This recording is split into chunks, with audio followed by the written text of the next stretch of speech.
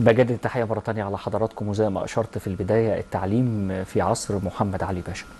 ولما بنتكلم هذا العصر الكبير جدا أو هذا الرجل الحكيم جدا العظيم جدا محمد علي باشا لم يتوقف لحظة عن بناء مشروع كبير جدا عظيم جدا، بناء دولة عظمى اسمها مصر. وكان علشان يبني هذه الدولة كان لديه حلم كبير جدا، فكرة التعليم. والتعليم في عصر محمد علي باشا كان ماشي بخطوات وبأسس علمية متميزة جدا. فكرة ان هو يقوم باستقطاب أصحاب الخبرات في مجالات كثيرة جدا، في الإدارة، في التعليم، في الاقتصاد، في الحكم.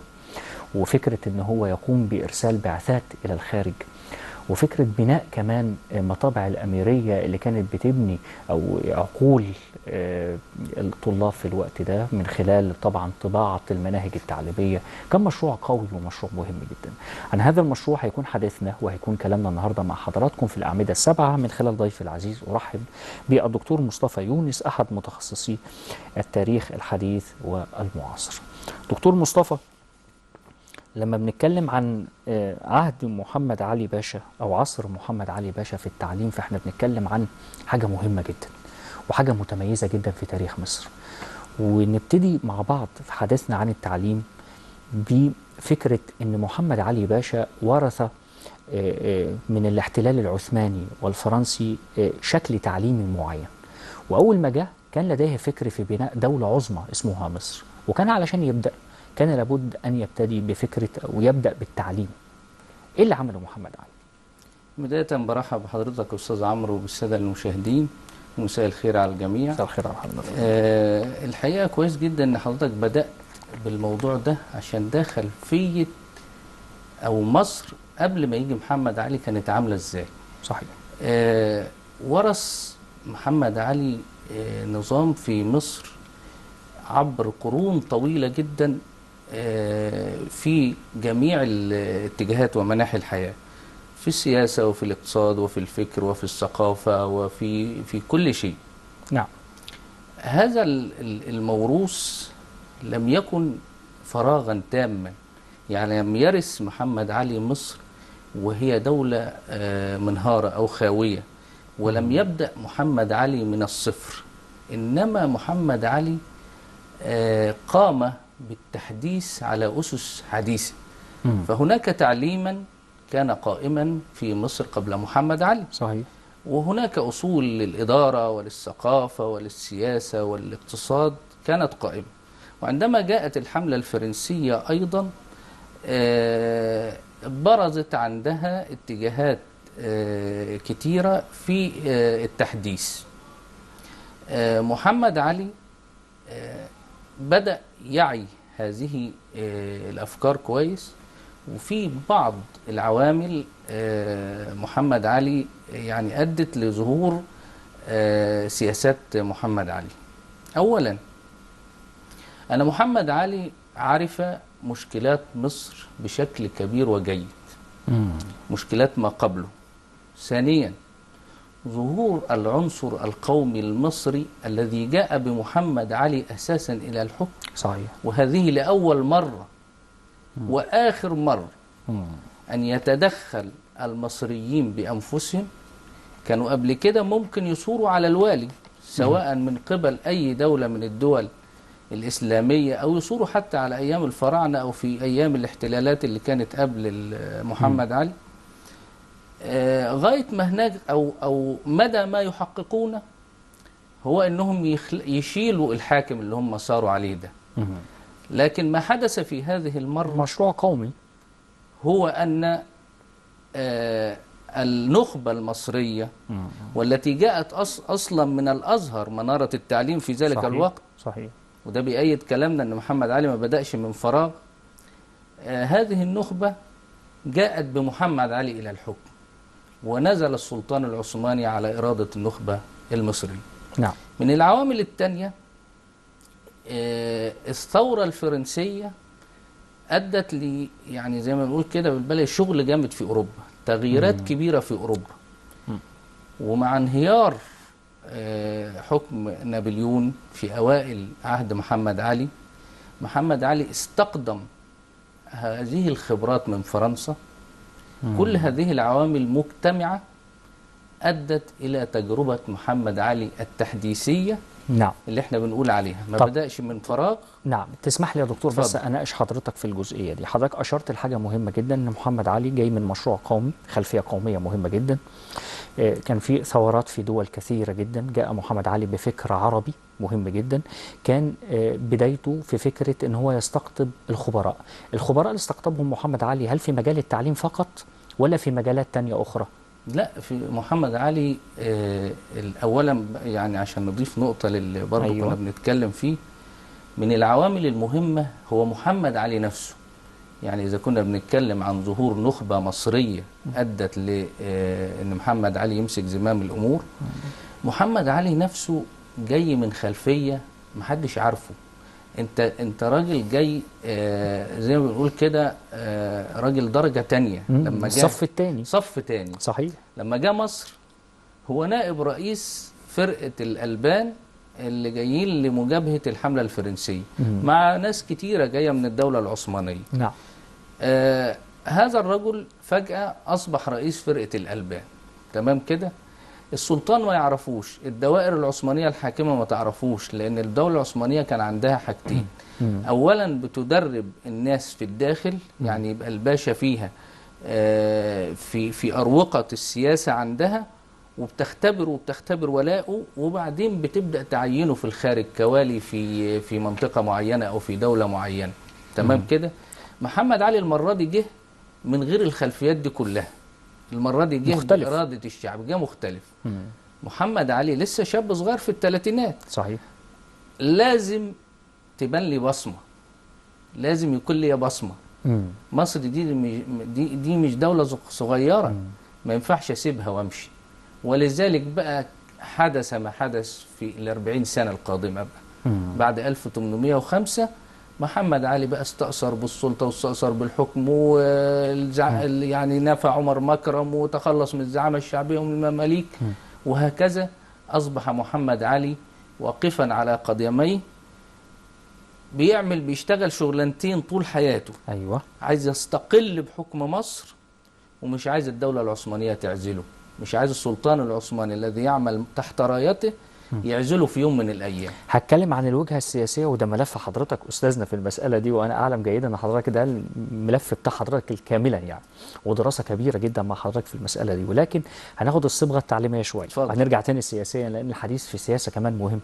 لكن بناء دولة عظمى اسمها مصر وحلم كبير جدا، كان لازم التعليم يكون طرف أساسي ومشترك لهذا البناء.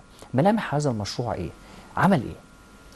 محمد علي طبعا هو كله مرتبط ببعضه، يعني برضه هنرجع صحيح. هنرجع للسياسة طبعا.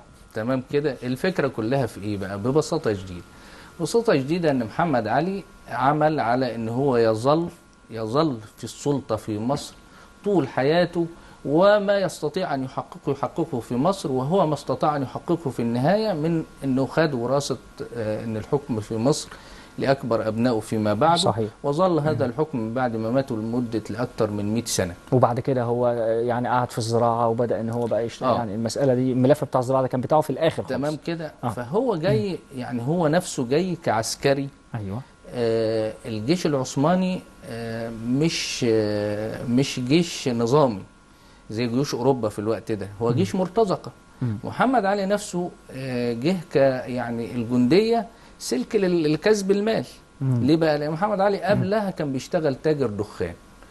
بعدين الثورة الفرنسية لما قامت بعدها حروب في أوروبا كلها، أصبح يعني في ظل الحرب الاقتصاد بيكسد والتجارة بتكسد. دكانه مقفول بالمعنى البلدي بتاعنا كده، الدكان مقفول، يبقى أبدأ أدور على مصدر رزق تاني. مصدر الرزق الثاني قالوا ان في حملة رايحة مصر عشان مجابهة الحملة الفرنسية. اشترك في الحملة دي. جاء محمد علي وبدأ، والكلام اللي اتكلمنا فيه من شوية ان هو وصل لحكم مصر. جميل. حط عينه على ان انا ما سيبش مصر دي على الاطلاق، وان مصر دي لازم اطلع كل الدرر الكامنة اللي فيها، الله ينور اللي ما عرفش اللي قبلي يطلعها. صحيح. لان مصر طول عمرها قديما طبعا وحديثا دولة محورية مع حاكم قوي يقدر يشتغل عليها كويس. صحيح. تصبح دولة عظمى قوية جدا جدا جدا. والله سامح بقى اللي دايما اللي دمروها في أوقات معينة من التاريخ، على نعم. مر تاريخها في ناس كتيرة نزلت بمصر ولكن ظلت مصر كما هي. والتاريخ دائما نقرأه ويشهد التاريخ من هو كان جيدا ومن أخفقه، طبيعي. لكن في النهاية بنتكلم عن دولة عظمى اسمها مصر. أول طبيعي. حاجة أنا قرأتها في عصر محمد علي باشا فكرة إن هو بدأ إن هو يرسل بعثات إلى الخارج، ولسه كنا بنتكلم والعزيز طارق سمير بفكرة إن هو كمان كان بياخد الأولاد وبيعلمهم بشكل إجباري وبشكل معين، فكانت الأسر كانت بتقول إزاي ده يحصل، لكن لما تشوف ابنها جاي بشكل معين فكانت في فرحة وكان في سعادة.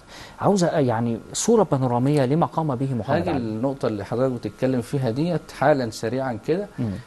محمد علي دلوقتي عايز يفضل في حكم مصر، وبعدين تطورت الظروف ان السلطان العثماني لما قامت الحركة الوهابية في بلاد الحجاز، السلطان العثماني بعد طبعا ما فشل ولاة العراق وولاة الشام ان هم يصدوا او يقضوا على الحركة الوهابية دي، قال لمحمد علي او كلف محمد علي انه يعني يقود جيش في الحجاز ويقضي على الحركة الوهابية.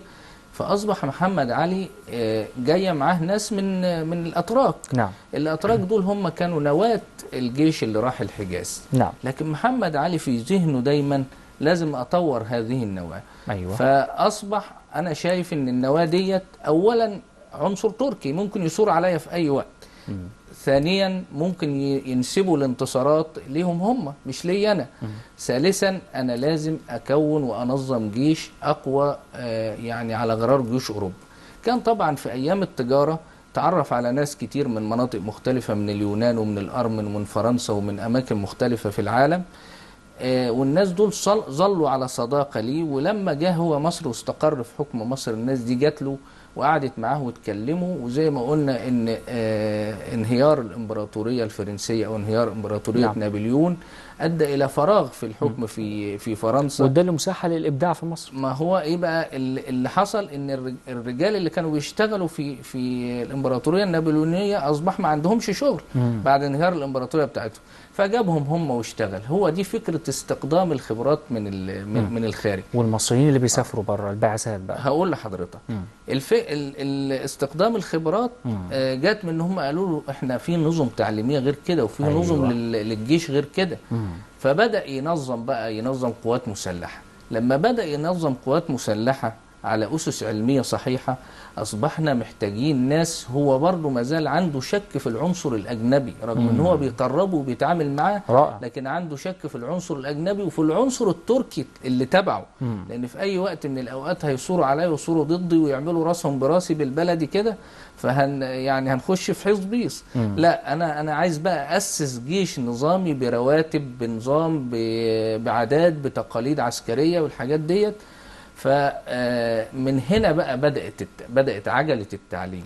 ومن هنا اللي أحيانا في بعض الناس بتنتقد مسألة التعليم ده أنه بدأ من فوق. معروف أن التعليم لازم يبدأ من تحت، لازم أربي نشأ أطفال. حتى احنا وصلنا دلوقتي لطفل ما قبل المدرسة اللي هو كي جي 1 وكي جي 2. هو بدأ محمد علي بدأ بالدراسة من فوق اللي هي ما يشبه الدراسة الجامعية النهاردة. فأنشأ بقى مدرسة الطب ومدرسة المهندس خانة ومدرسة المحاسبة والإدارة والاقتصاد ومدرسة الألسن أو مدرسة الترجمة. كل هذه المدارس هي نواة لكليات بعد كده أنشئت في مصر. صحيح. بعد الجامعة الحديثة. من هنا بقى جت فكرة أنا في البداية عشان أنشئ نظام تعليم ما عنديش في المصريين أو في العنصر الداخلي اللي عندي ما عنديش ناس متعلمين جاهزين. صحيح. فلازم استجلب المعلمين من اوروبا. فبدأ يتعامل في اول ما تعامل مع ايطاليا وفرنسا. ايطاليا لان هو كان عارف ان هي ملهاش وعنده خلفية سياسية كويسة، ملهاش مطمع في مصر. تمام كده. وفرنسا عرف ان شوكتهم انكسرت في الفترة دي، لكن بريطانيا قوية ولها مطمع في مصر وجات له في 1807 في حملة فريزر. تمام كده. فبدأ يتعامل هو بقى مع الخبراء من إيطاليا ومن فرنسا، وهم اللي أسسوا نظام التعليم في عهده يعني. رأينا كمان مدرسة للفتيات، واحنا كنا بنتكلم مع حضرتك في فكرة المدارس، وحضرتك اشرت لحاجه مهمه جدا، ان كان في مدارس ملحقه، مثلا مدرسه الطب، كان في مدارس للسريه اه خاصه بالفتيات، وحضرتك قلت لي ان تم انشاء هذه المدارس بتخصصات مختلفه ونادره كمان في الوقت ده. تمام. مم. عاوز اتكلم عن هي الملف ده. الفكرة في ايه؟ مم. الفكرة بقى احنا دلوقتي بنبني على أسس حديثة. صحيح. فأنشأ مدرسة الطب، وكان الطبيب المشهور كوليت بيك، اللي هو كان طبعا بمثابة وزير صحة دلوقتي عندنا. مم. كوليت بيك ده يعني هو كان بذرة ونواة مدرسة الطب في الوقت ده، وأنشئت أول ما أنشئت في منطقة أبو زعبل. بعد كده نقلت إلى قصر العيني، أو ما يسمى حاليا بالقصر نعم. الفرنساوي. فيما بعد طبعا محمد علي بيهتم اهتمام كبير بالأمراء عنده، بأسرته، وبالحرملك عنده أو الحريم عنده. وطبعا هو رجل شرقي، مم. والسيدات مش هتقبل بطبيب ذكر يولدها أو يرعى شؤونها الصحية. فعملوا مدرسة القابلات، مم. وأشرف عليها كلود بيك برضه. ودي كانت نواة أولى لتعليم الفتيات في مصر ومحو أمنياتهم. وطبعا كان فيه 2 شغالين في قصر محمد علي، هم اللي كانوا نواة المدرسة ديت للتعليم فيها، وأشرف عليهم كلود بيك بنفسه. وجابوا يعني أغوات من السودان، 9 ستات عشان يتعلموا موضوع الولادة ده أو موضوع التوليد. وكان في قسم خاص في المدرسة دي اسمه الطب السري أو الأمور السرية. مم. هم مش عايزين يقولوا يعني إيه اللي احنا بنسميه النهاردة تخصص النساء والتوليد. نعم. تمام كده. فهم مش عايزين يقولوا ان ده يعني نساء وتوليد، فبيقول لك الامور السريه، على اساس ان احنا كشرقيين عاداتنا وتقاليدنا بتتكلم على ان ما حد يعني الستات ما ينكشفوش على الرجاله، والكلام ده في هذا الزمن البعيد نسبيا يعني. عندنا كمان حاجه، انشا محمد علي في 1830 اول مدرسه بقى لتعليم السيدات بعيدا عن القصر. يعني المدرسه هو يقدر، والأعيان والأغنياء يقدروا يجيبوا مدرسات لأولادهم الفتيات يدرسوا لهم. فأنشأ مدرسة هو برضه ملحقة ببعض المدارس بتاع الصبيان يعني، لتعليم الفتيات. هذه المدرسة بقى للأسف عشان برضه خلفياتنا الاجتماعية ظلت من 1830 ل 1832 محدش يقبل على الدراسة فيها. مين هيبعت بنته تتعلم؟ تمام كده. محدش يقبل على الدراسة فيها. عمل ايه محمد علي؟ فرض غرامة. ده اللي كنا بنتكلم عنه بقى في الفاصل، ان فكرة ان هو بدأ ان هو بالإجبار. في البداية بقى فرض غرامة. تمام كده. فرض غرامة. هو طبعا الأساس موجه للأغنياء، يعني اللي هم حواليه، العناصر اللي حواليه، والمدرسة معمولة للعناصر اللي حواليه. فرض غرامة، فضلوا يدفعوا الغرامة وما يعلموش برضه وما يعلموش البنات. مين هيبعت بنته في الزمن ده؟ عشان الخلفيات الاجتماعية اللي فيها في الشرق في الوقت ده، مين هيبعت البنت تتعلم؟ بعدين بقى قاد الكلام اللي حضرتك كنت بتتكلم فيه، البعثات دي، قاد بقى رفاعة الطهطاوي وعلي باشا مبارك، قادوا الأفكار المستنيرة ديت قبل قاسم أمين كمان. تمام كده. ودعوا لتعليم الفتيات، واللي على أساسه أنشأ فيما بعد الخديوي إسماعيل في 1863 المدرسة الثانية لتعليم السيدات اللي هي في السيدة زينب. الله. طيب لما بنتكلم عن محمد علي ونقرأ التاريخ كده شوية، فنلاقي إن هو كان بيعمل أوامر دورية، وكان بيتابع بنفسه البعثات اللي في الخارج. هل ده فعلا كان بيحصل؟ طبعا. محمد علي رجل مستنير جدا، وعنده لباقة سياسية، وعنده فهم وإدراك للأمور. قلنا يعني زي ما قلت لحضرتك من الخلفيات اللي هو جاء منها. طبعا. ومن يعني هو دايما كان يقول إن الطبيعة حابته بمقومات غير أقرانه. يعني كان دايما يحكي كده قصص في الديوان بتاعه. انا ما اعرفش وانا صغير اتخانقت مع مين، عملت ايه، عديت البحر كله، تراهنت مع حد وعديت البحر من الشط للشط بدون ما ارفع راسي. لكن في رأيي إلى جانب هذه الصفات والميزات لعبت الظروف دورا أساسيا في تشكيل فكر محمد علي اللي هو احنا اتكلمنا عنه من شوية. صحيح. مصر نفسها ليها دور، لأن حكم مصر ليه إغراء لأي حاكم طبعا. تمام كده. الزعامة الشعبية اللي جابته لأول مرة، مشروع قومي، انهيار الإمبراطورية الفرنسية. نعم. كل الحاجات ديت أدت بمحمد علي لأنه يكون ذو حنكة سياسية. هذه الحنكة بقى لما يبعت البعثات بره، أول حاجة الشيخ رفاعة الطهطاوي ده ما كانش رايح يتعلم، ما كانش رايح يتعلم حنكة سياسية من محمد علي اهو. يعني مع انه برز بعد كده، هو ابرز واحد برز في البعثة بتاع سنة 1828. صحيح. بس رفاعة الطهطاوي رايح ليه بقى؟ رفاعة الطهطاوي رايح كراجل جاي خلفيته أزهرية يصلي بالناس الفروض الخمسة.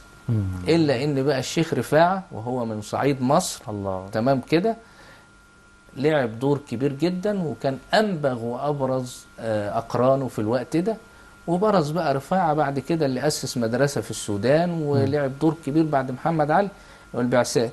علي مبارك أيضا ده موضوع كبير. علي مبارك ده علي هنتكلم مبارك عنه. فكرة كمان هو كان في عصر ما بعد محمد علي، كان له دور كبير جدا. هو كان من البعثات في عهد محمد علي. صحيح. بعث إلى فرنسا، وبعد محمد علي كان له دور كبير جدا. شوف بقى يا سيدي. طيب، لا هنعرف من حضرتك ايه اللي عمله، ولكن نطلع فاصل، وبعد الفاصل نكمل كلامنا ونرفع شعار ان النبوغ اساس الحياة. مين اللي قال كده؟ محمد علي باشا. بعد الفاصل.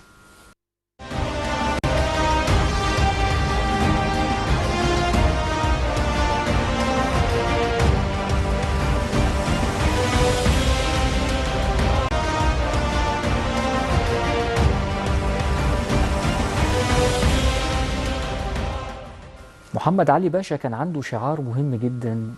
هذا الشعار بيحمل عنوان النبوغ أساس الحياة. ولما بنتكلم عن البعثات اللي أرسلها إلى الخارج، منها رفاعة الطهطاوي وعلي مبارك، قد إيه يعني تعلموا بشكل جيد جدا بره، وقد إيه كمان ما بعد محمد علي مبارك كان له دور كبير جدا. هنتكلم في ده، لكن خلوني أجدد تحية لضيفي العزيز الدكتور مصطفى يونس، أحد المتخصصين والمعنيين في التاريخ الحديث والمعاصر. النبوغ أساس الحياة، وده شعار مهم جدا لمحمد علي باشا. ورفاعة الطهطاوي وعلي مبارك كان لهم دور ما بعد محمد علي كمان، وأثناء محمد علي فكرة التعليم. تمام. النبوغ أساس الحياة محمد علي، لو بصينا لأحد الوثائق أو إحدى الوثائق اللي بيبعتها محمد علي، طبعا هو كان بشكل دوري بيتابع، يعني ممكن كل شهر يبعت لهم، لدرجة أنه إدى أمر نقدر نقول ان المدرسة في فرنسا اللي فيها احد البعثات غيرت نظامها، دفع مبالغ نظير ان هم يمتحنوهم كل شهر. يمكن دي اساس، لو احنا جيل قديم شوية من 10 و20 سنة، كنا بنمتحن شهريا في المدرسة، تقييم كل شهر. فهو قال لهم ان لازم نعمل تقييم كل شهر للطلبة دول. بيبعت لهم بيقول لهم ايه بقى في الوثيقة بتاعته؟ رفعة للعباد والبلاد. اللي انتوا بتعملوه ده رفعة للعباد والبلاد. تمام كده. لا بد ان تلتزموا بالقيم والاخلاق والمثل العلي، وبتحافظوا على الصلاة، وبتحافظوا على الجدية في التعليم، وبتذاكروا دروسكم اول باول. لاحظ حاجة يا استاذ عمرو، لاحظ ان هذا الكلام بيصدر من شخص امي لا يعرف العربية في الاساس. وبدأ في الأربعينات بقى من القرن ال19 بدأ يتعلم، وكان عدى 70 سنة بدأ يتعلم اللغة العربية. فشوف مدى قدرة هذا الرجل على التعامل مع الواقع، ومدى قدرة هذا الرجل. عشان كده يمكن شعار العلم في الرسم مش في الكراس، مع ان انا احيانا ببقى ضده كتير، بس ده شعار ينفع مع محمد علي. تمام كده. شخص بجلبية وعمة يقدر يتعلم، يقدر يحسب عمليات حسابية ما يقدرش طالب في المدرسة ممكن يحسبها. تمام. فمحمد علي ذلك الأمي الجاهل باللغة العربية عمل كل هذا الشكل، وشعاره النبوغ هو سر الحياة زي ما حضرتك بتتكلم. رفاعة الطهطاوي وعلي مبارك. وعلي مبارك تحديدا ابو التعليم زي ما بيقولوا، تمام، صح كده يا فندم؟ رائد من رواد التنوير والتعليم. هو حتى بشكل شعبي يقول لك ابو التعليم يعني. اه كان له دور كبير جدا لانه عاصر محمد علي، وعصر انا هقول يعني لحضرتك، اسماء كبيره جدا هقول يعني. لحضرتك عصر مجموعة كبيرة من الحكام علي مبارك. هو ولد 1823 تمام كده، وذهب في أول بعثة. البعثات ما كانتش محددة بالسن، كانت محددة بالنبوغ اللي حضرتك بتقول عليه. صحيح، متفوقين اللي فذهب كانوا في بيسافروا. أول بعثة، يعني في ناس بتقال إن هو ذهب في بعثة 33 1833 أو عنده 10 سنين، وفي ناس بتقول إن هو في 1844 تمام كده، وممكن يكون راح البعثتين يعني. فهنفترض ان هو راح وهو عنده 15 سنة، خلينا في المتوسط تمام كده. رجع توفي سنة 1893، بمعنى انه عاصر محمد علي وعباس الاول وسعيد باشا واسماعيل باشا او الخديوي اسماعيل والخديوي توفيق، واول سنة من حكم الخديوي عباس حلمي الثاني. هذا الرجل على مدار مسيرته في هذه السنوات ما يقرب من 90 سنة، على مدار مسيرته ديت برز اسمه في كافة مجالات الإدارة في مصر في القرن ال19. فمسك ديوان المدارس، ومسك وزارة الأشغال، وألف كتب في شتى مناحي الحياة، ومنها كتاب الخطط التوفيقية، وهو 20 جزء، يعتبر من الأسفار المهمة جدا جدا جدا في العمران في القرن ال19. وما زال النهارده نقدر نستخدمه. لو بصينا على القاهرة الخديوية نلاقي علي مبارك كان من ضمن مخططي القاهرة الخديوية. واحنا بنتكلم عن الأوعية المعرفية، وده مصطلح أكاديمي، ومن الأوعية المعرفية حاجة اسمها الكتاب اللي احنا بنقرأه، لازم نرجع الفضل لمحمد علي باشا. تمام. وفكرة إنشاء المطابع الأميرية. شوف حضرتك بقى هنا الكلام بيجيب بعض زي ما طرف الخيط باخده من حضرتك كده. فكرة المطابع الأميرية اللي كانت بتخدم المناهج التعليمية في عصر محمد علي باشا، كان لازم يبني صرح كبير جدا. تمام. إيه اللي عمله وإيه الهدف من وجودها، وكان فكر محمد علي باشا إزاي، وإزاي استقطب الأدوات أو الخامات دي، وإحنا بنتكلم عن حاجات جديدة كمان وحاجات مختلفة. شوف يا أستاذ عمرو، من المفارقات الكويسة جدا يعني إن بعثة 1813 في البداية خالص، في بداية حكم محمد علي وهو لسه بيأسس وبينفرد بالسلطة، بعثة 1813 راحت إيطاليا لدراسة مسألة المطابع دي. الله. تمام كده. ومن بدري قوي أسس محمد علي في 1820 أسس المطبعة الأميرية ببولاق، اللي كانت لغاية قريب جدا هي اللي شغالة في مصر، وهي اللي طبعت الصحافة بعد كده وطبعت الكلام طبعا. ده كله. مهمتها ايه ديت؟ برضه لخدمة مشروعه السياسي والعسكري والحربي والاقتصادي والسياسي، يعني لخدمة مشروعه بشكل عام. هذه المطبعة ستقوم بطباعة الأوامر والديكريتات اللي هي للجيش، اللوائح والقوانين للموظفين، السجلات اللي هيكتب فيها الموظفين. في مجالنا، في مجال التعليم، وموضوع حلقتنا النهاردة الأوعية المعرفية اللي حضرتك بتتكلم عليها، الكتاب الدراسي، واللي كان أهم آليات ووسائل العمل النظام التعليم. الكتاب الدراسي بيطبع في المطابع الأميرية ببولاق. فقامت وأنا بتكلم عن الكتاب، معلش ما احنا لازم برضو يعني فضل. نتكلم على فكرة المنهج. يعني كان من أين أتى محمد اللغة العربية الفصحى، من أين أتى محمد علي بهذا المنهج بصبغة مصرية مختلفة، ويعني ازاي قدر يعمل ده؟ تمام. من هو المسؤول عن ده؟ هل كان في لجنة بتضم كبار الأساتذة؟ هل رفاعة الطهطاوي وعلي مبارك كان لهم دور؟ هل الأسماء التي سافرت إلى إيطاليا وإلى فرنسا، حضرتك أشرت إلى إيطاليا لأن إيطاليا ما كانش لها مطمع في مصر في الوقت ده، في الوقت ده، فهو اختار إيطاليا بناء على ذكاء سياسي معين.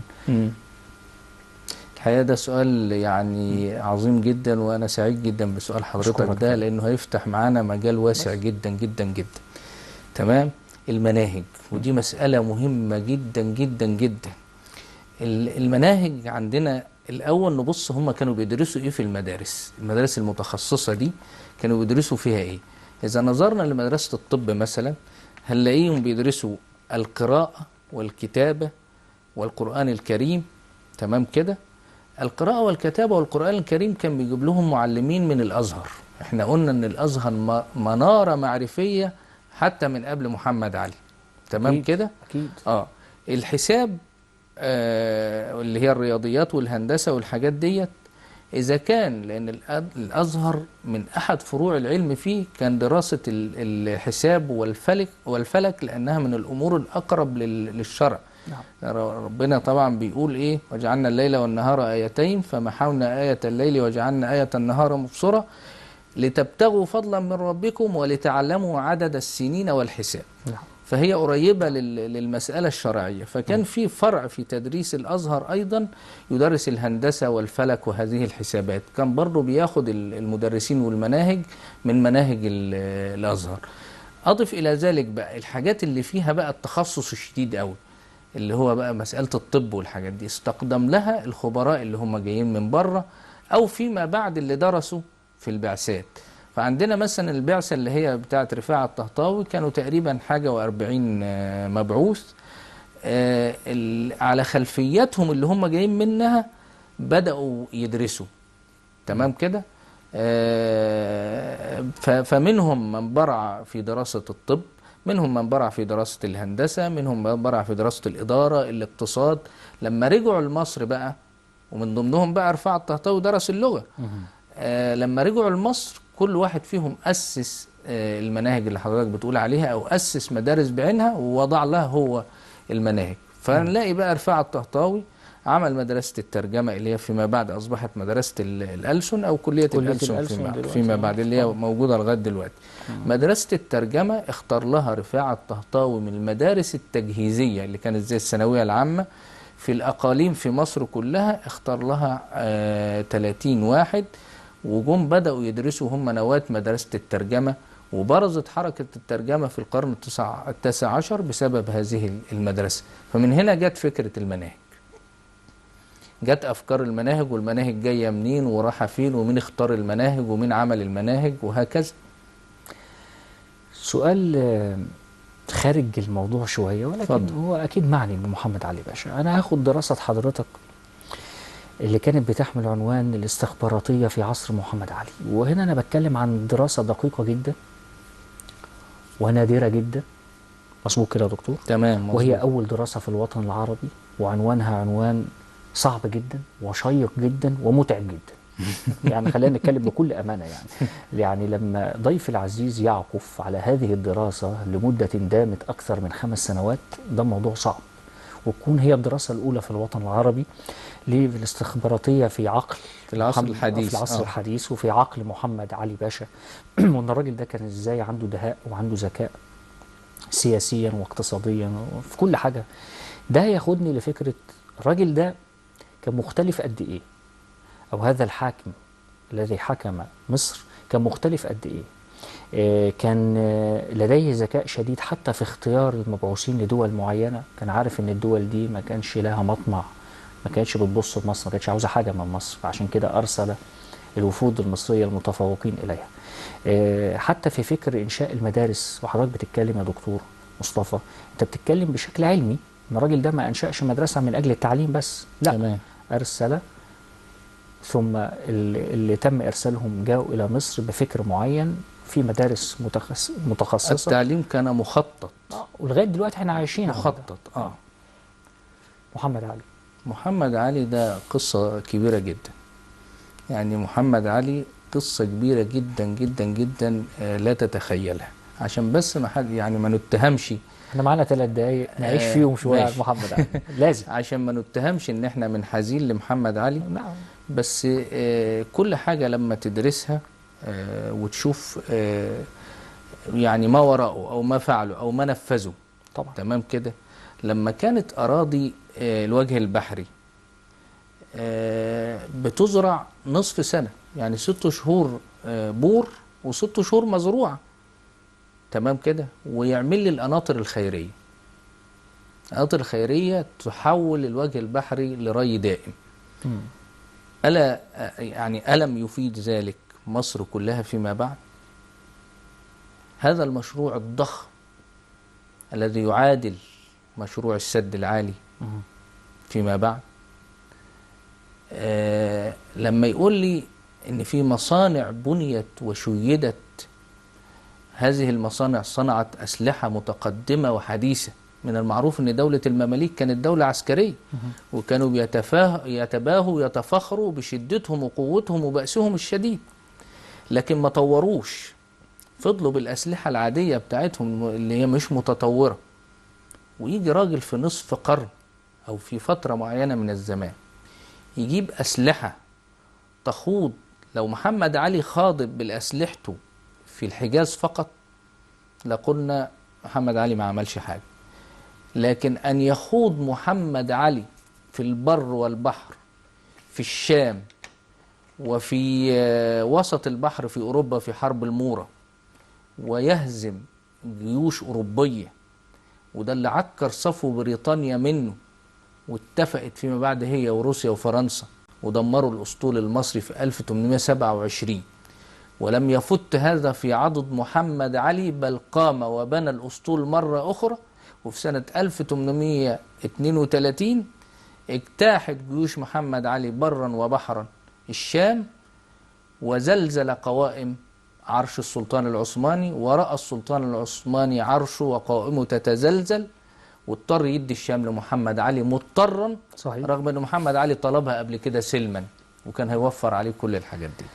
أنا بشكرك يا دكتور شكرا جزيلا. وطبعا محمد علي وإحنا بنتكلم في الحتة دي كان عنده رؤية فيما بعد إن ده كان هيحصل، فهو تحرك. مظبوط كده يا فندم؟ تمام. دي بقى المسألة الاستخباراتية اللي حضرتك بالظبط. بتتكلم فيها. قبل ما أي حاجة تحصل يعني. المسألة الاستخباراتية لو اتكلمنا فيها هناخد لا احنا حلقات لازم طويلة، نعمل حلقة هناخد بالموضوع. حلقات أنا بشكرك طويلة. يا دكتور أنا اللي والله. بشكرك يا أنا أستاذ سعيد عمرو والله على جدا إتاحة بوجود الفرصة دي. حضرتك، ومنهج علمي رائع ربنا جدا يبارك دائما. فيك بشكر ويخليك. ضيفي العزيز جدا الدكتور مصطفى يونس، أحد المتخصصين والمعنيين في التاريخ الحديث والمعاصر، وده كان جزء مهم جدا اتكلمنا فيه عن التعليم في عصر محمد علي باشا، ان دائما هذا الرجل العظيم لم يتوقف لحظة عن بناء مشروع قومي كبير جدا وبناء دولة عظمى كبيرة جدا اسمها مصر. وهذا الرجل كان لديه منهج في كل حاجة. المسألة ما كانتش ماشية معاه كده، لا، يعني فكرة ان هو يستقطب العلماء والخبراء في مجالات كثيرة جدا منها التعليم، فكرة ارسال بعثات الى الخارج تتعلم، وتأتي هذه البعثات منها رفاعة الطهطاوي وعلي مبارك، وتقوم